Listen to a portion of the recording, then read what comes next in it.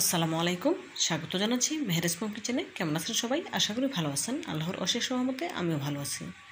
বন্ধুরা, ফিরে এলাম নতুন আরও একটি রেসিপি নিয়ে। আজ আপনাদের তৈরি করে দেখাবো বড়ইয়ের টক ঝাল মিষ্টি আচার। আশা করি রেসিপিটা আপনাদের ভালো লাগবে। তো বন্ধুরা, স্কিপ না করে পুরোপুরি জুড়ে সাথে থেকে রেসিপিটি দেখে নেওয়ার অনুরোধ রইল। চলুন রেসিপিটি শুরু করা যাক। বড়ইয়ের আচার তৈরি করার জন্য এখানে আমি হাফ কেজি শুকনো বড়ই নিয়েছি। বড়িগুলো খুব ভালোভাবে ধুয়ে নিয়েছি। দেখুন, এখন আচার তৈরি করে নেব। তার জন্য প্রথমে চুলায় একটি প্যান বসিয়ে এতে পরিমাণ মতো পানি দিয়েছি বড়িগুলো সেদ্ধ করে নেওয়ার জন্য। তারপরে বড়িগুলো দিয়ে দিলাম, চুলাটা অন করে দিয়েছি। এখন ঢাকনা দিয়ে ঢেকে হাই হিটে জাল করে বড়িগুলো সেদ্ধ করে নেব।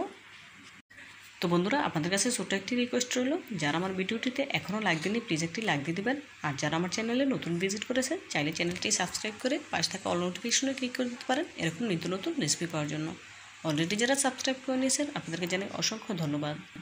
দেখুন বন্ধুরা, ঢাকনা তুলে এখন বড়িগুলোকে একটু নেড়ে চেড়ে দেবো, এতে করে সবগুলো বড়ি সমানে সেদ্ধ হয়ে যাবে।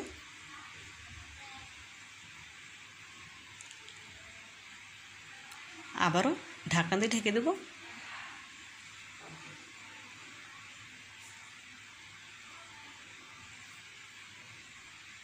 দেখুন বন্ধুরা, এই পর্যায়ে বড়ই থেকে পানিটা শুকিয়ে গেছে, একদম বড়ই আর পানি সমান সমান হয়েছে। দেখুন, এখানে কোনো এক্সট্রা পানি নেই, একদম পারফেক্টভাবে বড়িগুলো সেদ্ধ হয়ে গেছে। এখন চুলা থেকে নামিয়ে নেব।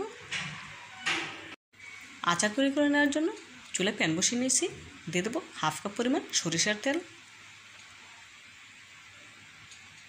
হাফ কাপ সরিষার তেল দিয়ে দিলাম। তার সাথে দিয়ে দেবো একটি তেজপাতা ছিঁড়ে 2 টুকরো করে নিয়েছি, 2টি লাল মরিচ ভেঙে 4 টুকরো করে নিয়েছি। 1 মিনিটের মতো ভেজে নেব। ভেজে নেওয়া হয়ে গেলে এখন এর সাথে অ্যাড করে দেবো আগে থেকে সিদ্ধ করে রাখা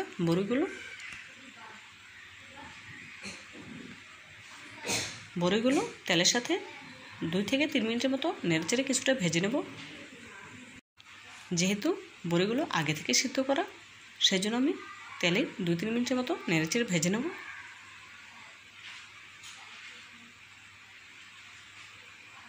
বন্ধুরা, এই আচারটি তৈরি করা একদম সহজ, খেতে কিন্তু খুবই সুস্বাদু। আপনারা না খেলে বুঝতে পারবেন না এই আচারটি কতটা সুস্বাদু হয়েছে। আপনারা একবার হলো বড়ইয়ের এই টক ঝাল মিষ্টি আচার তৈরি করে খেয়ে দেখবেন কেমন হয়েছে, আর কমেন্ট করে আমাকে জানাবেন। দেখুন বন্ধুরা, এ পর্যায়ে বড়িগুলো আমার ভাজা হয়ে গেছে। এখন এর সাথে অ্যাড করে দেবো 1 কাপ চিনি। হাফ কাপ বড়ির জন্য আমি এখানে 1 কাপ চিনি দিয়েছি।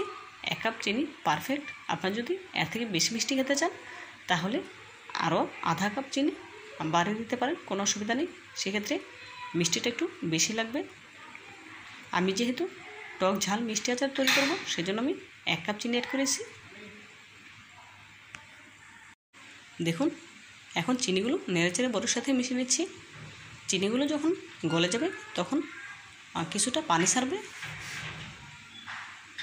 দেখুন, চিনিগুলো গলে কিছুটা পানি ছেড়েছে, দেখে নিশ্চয়ই বুঝতে পারছেন। এই পর্যায়ে এর সাথে অ্যাড করে দেবো পরিমাণ মতো লবণ। আবারও নেড়ে মিশিয়ে দেবো।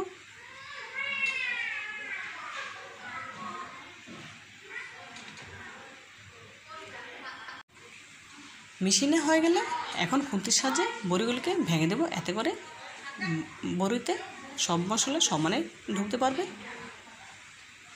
খেতেও আচারটি বেশ সুস্বাদু হবে।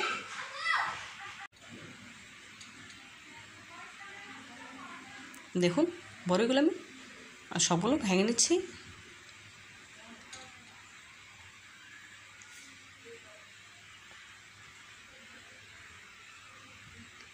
এই পর্যায়ে এর সাথে অ্যাড করে দেবো 1 টেবিল চামচ চিলি ফ্লেক্স। ঝালটা আপনারা আপনাদের স্বাদ মতো দেবেন, যে যেমন ঝাল খাবেন সে অনুযায়ী চিলি ফ্লেক্স দেবেন। নেড়ে মিশিয়ে নিচ্ছি।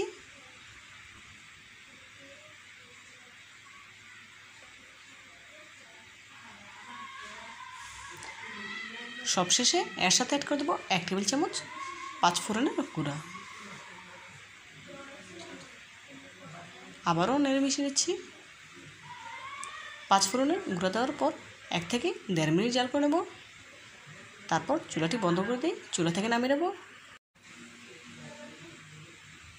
দেখুন বন্ধুরা, এই পর্যায়ে আচার তৈরি করা আমার কমপ্লিট। এখন চুলাটি বন্ধ করে দেব। দেখুন কতটা সুন্দর হয়েছে, কতটা আঠালো দেখে নিশ্চয়ই বুঝতে পারছেন। এখন চুলাটি বন্ধ করে দিয়েছি, চুলা থেকে নামিয়ে এখন একটি সার্ভিং প্লেটে সার্ভ করে নেব।